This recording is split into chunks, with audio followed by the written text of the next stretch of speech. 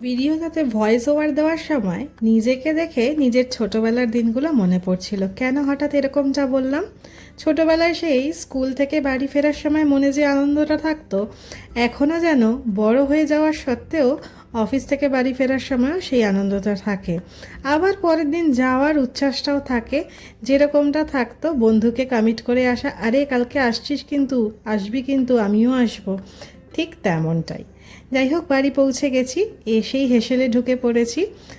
আম আর দই দুটোকে মিক্স করব। কারণ দুটোই যে খেতে হবে, দুটোই গরমের জন্য উপকারী। আমটা প্রতিদিন খাওয়া কতটা উপকারী তার থেকেও বড় কথা, আমটা কিন্তু মিস করা যাবে না একদিনও এই আমের সিজনে। যাই হোক, বানিয়ে ফেললাম দুটোকে মিক্স করে, নুন আর চিনি আর অল্প জল দিয়ে আমার হোমমেড ম্যাঙ্গো লস্যি। ঘরে ছিল গন্ধরাজ লেবু, তারও একটা টুকরো করে কেটে নিলাম, সেটা দিয়ে কিন্তু গার্নিশিং করব বলে। উফ, আমার আর তর্স হয়েছে না, মনে হচ্ছে কতক্ষণে খাবো।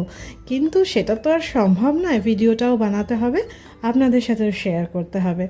আর মনে মনে ইচ্ছা করছিল দু টুকরো যদি বরফ অ্যাড করা যায়। ভয় লাগছিল 102 জ্বর থেকে যে সবে উঠেছি, থাক আবার জ্বর হলে ওষুধ খাবো, কোনো সমস্যা নেই, আমি তো এমনিই ফার্মাসিস্ট।